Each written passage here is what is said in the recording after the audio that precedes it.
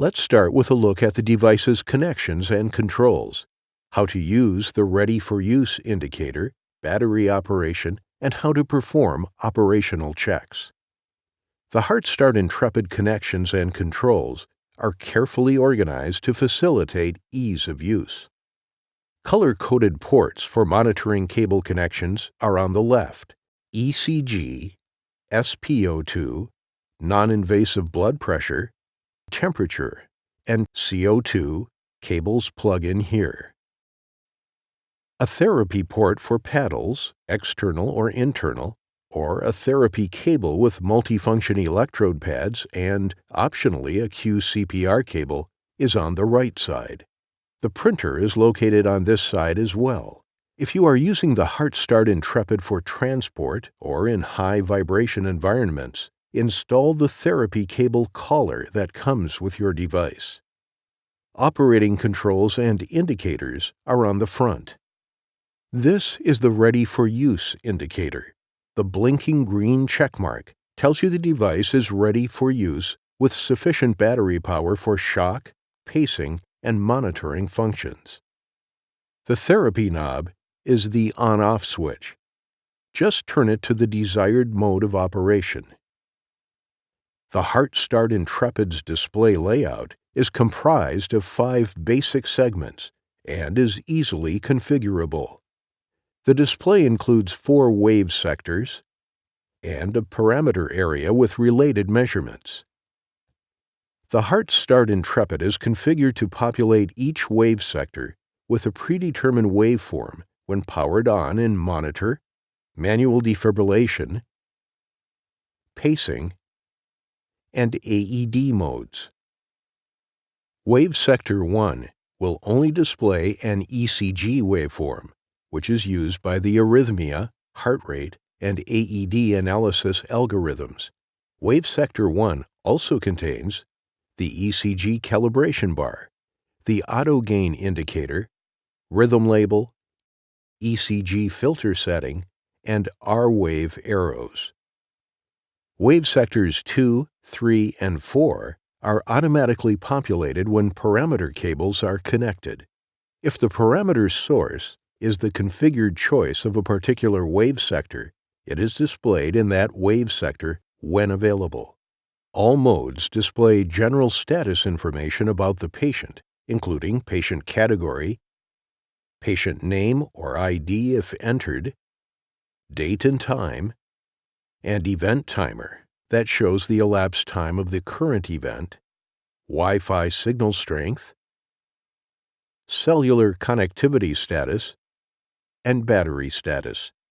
All modes, except pacing and AED, display paced status that shows the presence of an implanted pacemaker, if selected. Device information also displays, including the current state of clinical global alarms. When alarms are on and not paused, the indicator is blank. If alarms are off, this message appears along with this icon. Technical alarms indicating an equipment issue appear here. The presence of a white arrow indicates there are multiple alarms. Physiological alarm messages appear next to the patient-related parameter they are associated with.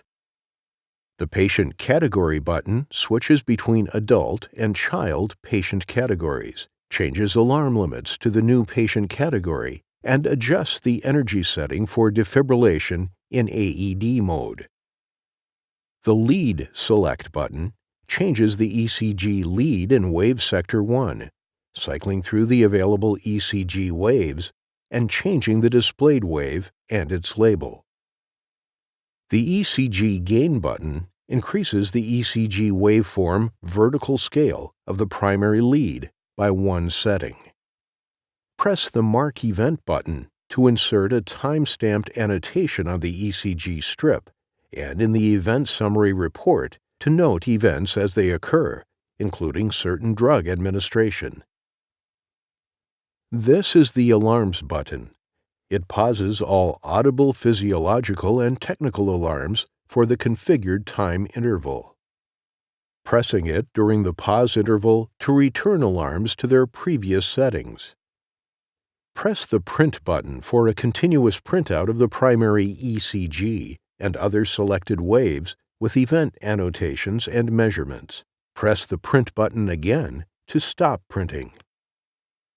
Below the display, there are 5 soft key buttons that perform the function listed on the soft key label immediately above. The button labels change according to the function you are performing. These controls are used for automated or manual defibrillation, synchronized cardioversion, and pacing. This is the Smart Select knob. Press it, and the main menu displays. Turn the knob clockwise or counterclockwise to scroll down or up a menu's list. Press it again to select that item. If you have a numeric selection window open, turning the knob clockwise increases the numerical value, while counterclockwise decreases the value. Press it again to select that value. To load a new roll of printer paper, open the printer door by pulling up on the latch. Remove the empty paper roll by pulling up on it. Place a new roll of printer paper into the paper well, positioning the roll so the end of the roll is on the bottom. Pull the end of the paper out past the paper roll and close the printer door. Be sure the door clicks in place. To load a new roll of printer paper when the carrying case is installed, unlatch the right side of the carrying case by pressing both sides of the latch. Then, swing the side of the carrying case forward and change the paper as previously described. But, in this instance, when closing the printer door, be sure to leave a few inches of paper so the end of the paper is above the case. Depending on your configuration, the top of the Heart Start Intrepid may consist of a handle and the optional external paddles, or for non-external paddle users, it may include a paddle plate and solid handle. The Heart Start Intrepid paddle set can be used on adult, child, and infant patients. Both paddles have orange shock buttons that flash when the defibrillator is charged, and the sternum paddle has a patient contact indicator with these icons to assist in achieving good patient contact. Orange or red lights indicate poor patient contact, while green indicates good contact is made.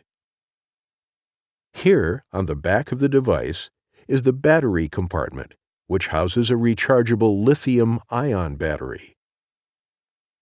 The Heart Start Intrepid battery has a battery power gauge located at the end of the battery opposite the battery tab.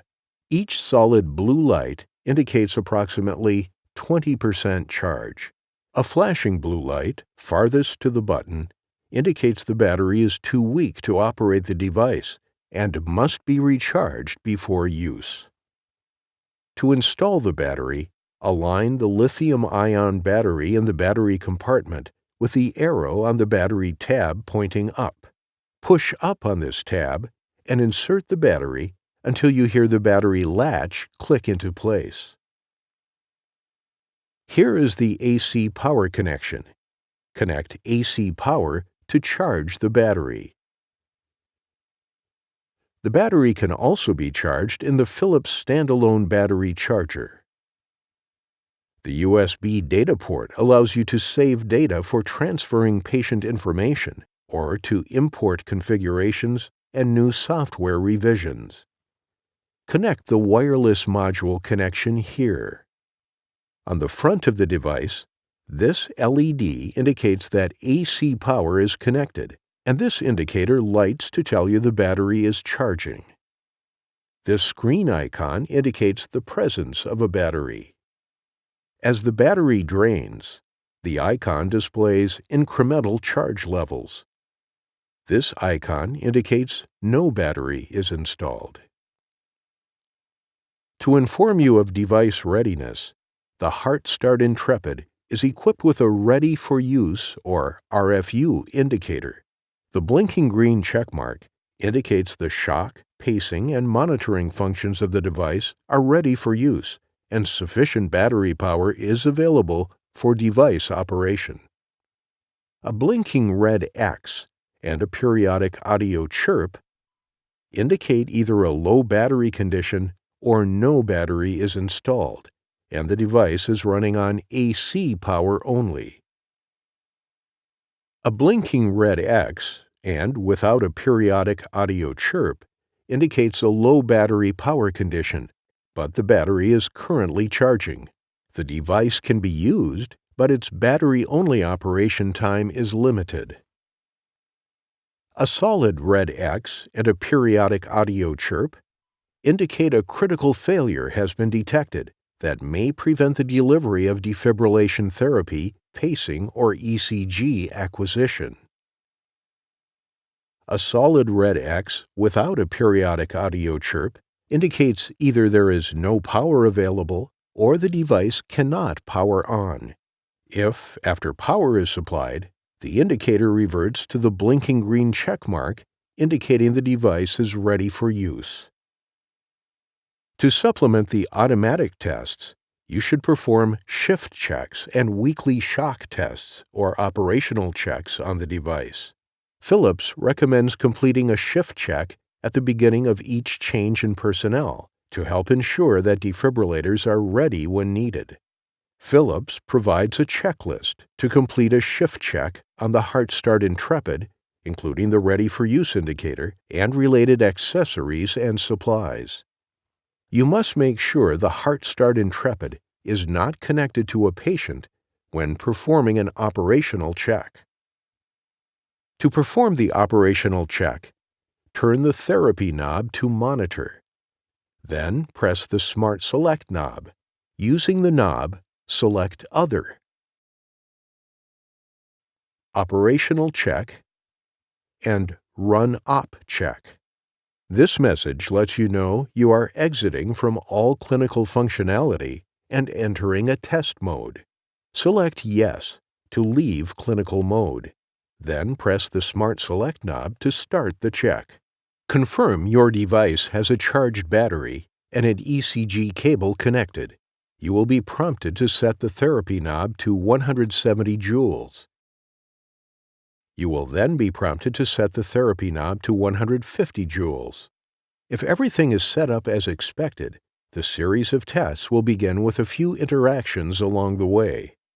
If not, you will be prompted to correct the setup, proceed with the test based on the current setup, or exit op check.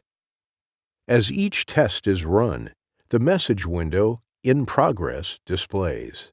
You are given a pass or fail indication upon completion of each test. When the op check is done, a report is printed automatically if configured. The first part of the report lists test results. The second part lists additional checks you should do to make sure that you have the necessary supplies and accessories, and they are all in good working order. For details about these additional checks, consult the instructions for use.